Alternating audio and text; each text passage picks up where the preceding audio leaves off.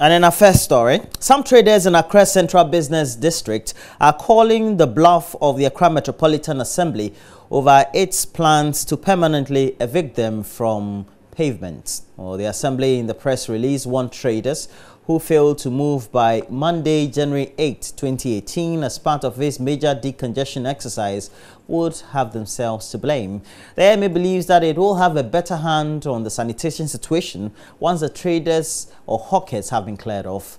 And already the hawkers are describing the upcoming exercise as a 9-day wonder, which ultimately will fizzle out just like similar evictions embarked on in the past. Nancy MFA Jiradosi has the rest of the story. So this is how business is done here at the Central Business District of Accra. Now what you see here are people who are also selling and buying. Others are carrying their wares on their head. Others are decorated their wares on them. They are called the walking boutiques. Others are also seated, selling their things to get money to make some livelihoods. Now we understand and we know that the AMA come Monday, next week Monday, would be forcibly forcing these people out of the pavement because they say they want to evict all of them out of the street. Now these market women have been speaking to me and they tell us the reason why it is unfair for the AMA to evict them.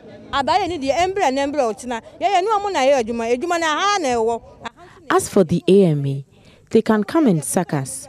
This is where we sell to make ends meet. Saying they will evict us permanently is a fallacy.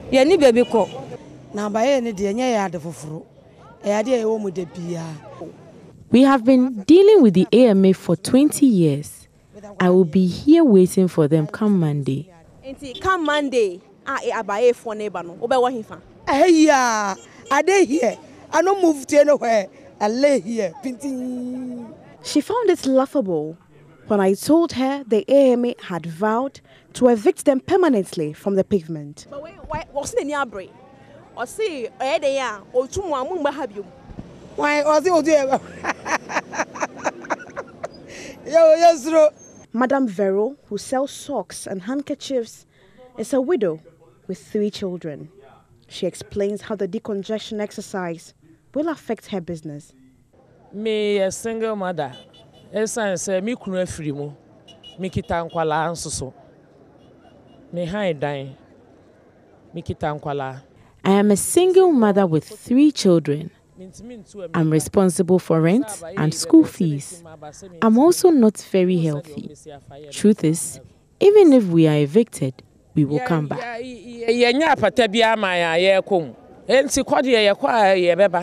So somewhere in 2015, the AMA headed by Okofam Dapoy launched the operation Don't Cross the Red Line. Now these red lines you see here 3 years ago were quite very visible. This was supposed to allow traders to sit in the premise to avoid them crossing over this red line, to avoid human traffic. However, 3 years down the line, it's been inactive and nothing has been working. This market woman explained to me that though the line has been created, they do not understand why they have been asked to evacuate the area.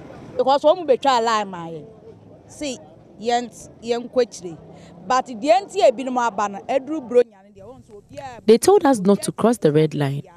We are going by it. Why then are they asking us to leave here completely?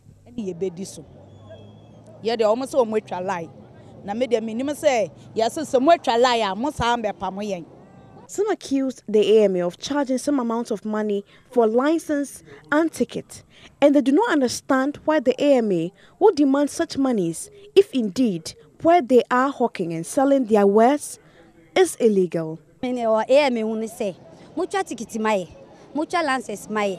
And she says, some pamuya, lances need tickets, no bear says, can me assure say, the issue I have with the AMA is that they take license and ticket fees. We are charged 50 pesos a day for tickets and 150 Ghana cedis for license for the whole year. If we are here illegally, why charge us those monies? For a year.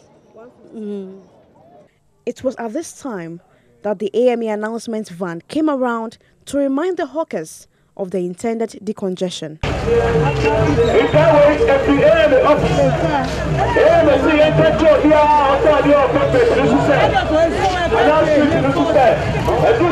it appears that the Accra Metropolitan Assembly this time around is very keen on ensuring that these traders on the street do not come back.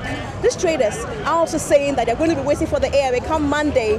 They're also going to prove to them that this is their only source of livelihood and there's no way they are moving. Reporting from the Central Business District of Accra, Nancy Emefantradosi, Joy News.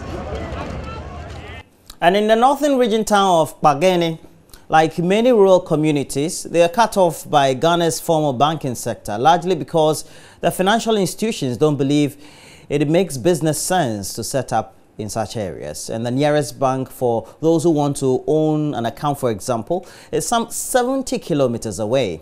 The village folk have therefore come up with their own savings and loan scheme, which also provides a viable solution to one of their biggest problems, open defecation.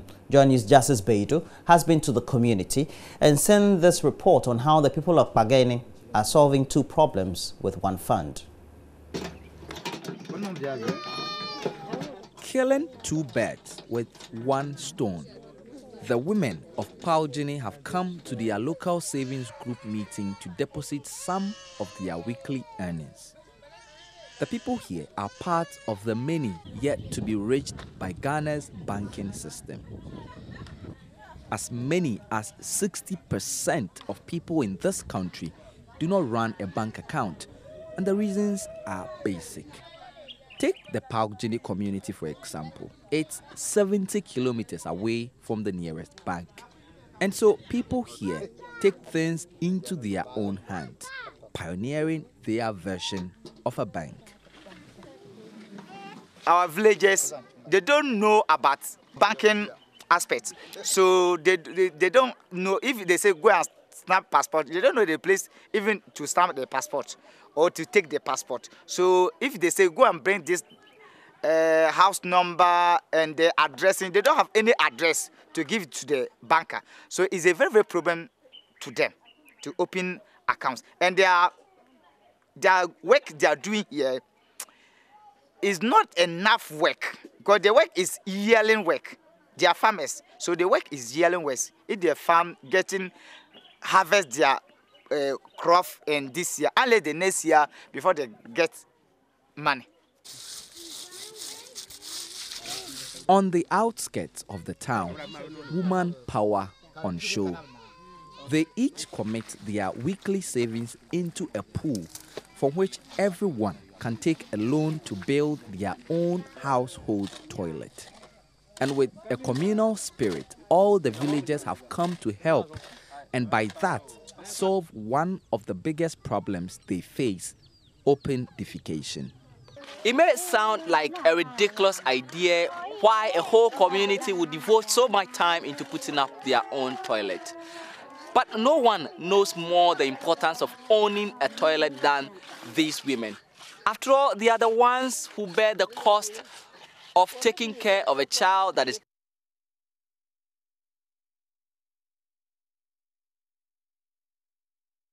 Government says it is committed to supporting the Center of Awareness that is working on a cure for HIV to achieve a global acceptance of the herbal medicine. And speaking on behalf of the President at the inauguration of the first President of the Global Peace Mission at Uso Krom in the Central Region, the Deputy Health Minister, Kingsley Abuajijidu, said government will ultimately support the clinical trials of the HIV vaccines for a possible cure for the disease. According to him, the herbal industry, if supported, could boost the economic potentials of the country. It's where Richard Kujo-Nyakun files this report. The quest for the development of alternative medicines has been the headache of many individuals that are into herbal medicines. Most of them get fed up because of lack of support to push them to do more. Globally, alternative medicine is said to be worth $34 billion. However, only a third of the treatment has been tested so far and is being used. In the US, for instance, retail sales of herbal remedies reached $6.4 billion from 2011, growing 16% over the last 5 years. Here in Ghana, government says it is committed to ensuring that such industry players are supported to achieve their full potentials.